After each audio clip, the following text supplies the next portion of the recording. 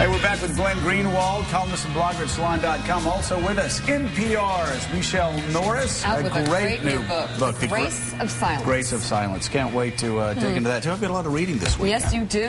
Hey, Glenn, let's talk about Afghanistan. Mike Barnacle and I have been concerned, obviously, for the past couple of years about the generals asking for more troops, more troops, more troops. The Woodward book comes out, and it looks like it was the generals against everybody else in the administration. Although the president ultimately ended up giving the generals essentially most of what they wanted, and there's a question about how real this withdrawal is. Is it really just a political fig leaf to say this isn't going to go on forever? There's lots of indication that we will. I think the real issue, though, is that, one of the lessons that we supposedly were supposed to learn from 9/11 is that the reason why there's so many people willing to strap on bombs and come and blow us up is not because they hate us for our freedom or any of those other cliches. It's because they think that the things we're doing in their world merit retaliation, merit coming here and blowing us up the way they think we're doing that to them. And so here we are in Afghanistan continuing to prop up a corrupt government, continuing to drop bombs regularly. Obama has intensified dramatically the number of drone attacks in Pakistan, the number of civilians that we're killing. And so all the things that we claim we learned as a lesson from 9/11 as to what causes terrorism and anti-American sentiment are the things we continue to do, occupying their countries, dropping bombs without an end in sight. We're essentially exacerbating the problem we claim we're there to try and solve. Mike Barnacle, a Christmas Day bomber, didn't go back to us occupying Saudi Arabia or having 100,000 troops here. It was drone attacks killing civilians in Afghanistan.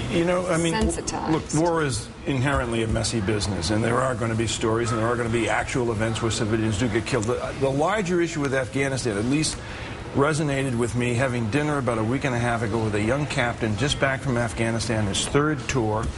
And we were talking, and he said if we were able to go into Helmand Province, Marja, Kabul, anywhere, and demilitarize it, disarm every member of the Taliban, guess what would happen? I said, what would happen? He said, they would throw rocks at us. Yeah. That's what they would do. Well, that's the history. When you talk about disarming Marja, though, you're talking about what they are doing now, what they have not continued to do, what they did early on in the war in Afghanistan, was to try to decapitate the Taliban and the warlords by cutting down on the drug trade. And if you look at the numbers, the drug trade has come roaring back. It's as strong as it was at the beginning of this conflict. And so, they might not have to throw rocks because they still have money to go back out and buy guns. So what's the end game? That's what I don't understand. There has never been an end game in Afghanistan. What is the end game there? Well, this is the problem, is we make this mistake. That was always the question with Vietnam as well, and for a while it was the question with Iraq, which is once we invade these countries and destroy their civil society and their infrastructure, the only two choices we have is to leave the chaos that's there or to try and rebuild it, which at the moment we don't even have the capability to do. And what's a triggering event to leave? Right now, administration officials will tell you to prop up the government, which means propping up Karzai. This is a guy that won't even take his meds. And it's not even a real government. It's the government of Kabul. He doesn't govern most of Afghanistan. And so what we try and do when we have these failed policies is keep doing it, because the idea is losing means leaving. Okay, but do you have a clear answer? Yeah, I think we ought to leave. We're not accomplishing any good. And what would happen if we left?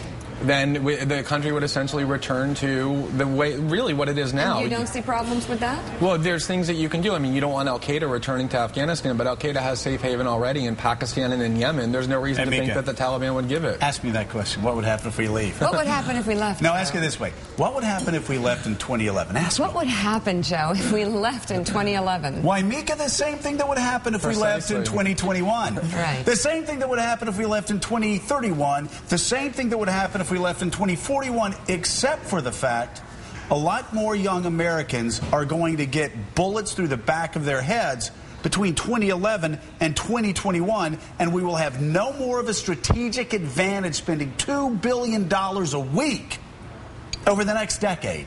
Glenn, this is senseless. What Barnacle and I get so upset about is nobody has an answer to that question. We can't leave because it'll be chaotic. Well, yes, but it will also be chaotic if we leave 10 years from now. Well, the real concern, the reason we don't leave is because political leaders who leave wars and leave chaos there are accused of losing a war, and then it's a huge political fear. And if we stop politicizing the war and have the real conversation that what we're doing is counterproductive, we're losing lives for absolutely no reason, financially harming ourselves for no reason, and making things worse, then we could actually have a rational solution. You nailed it. You nailed it. Nobody wants to be responsible. Obama doesn't want to be responsible for losing the war, and Republicans are circling, waiting for a chance to blame them for losing the war. Exactly. Glenn Greenwald, thank you very much. Glenn, thank you. Michelle Come Norris, back. thank you. Happy The to do book, so. The Grace of Silence. I still don't get the title. I'm going to read it. He does. No, he does. It's a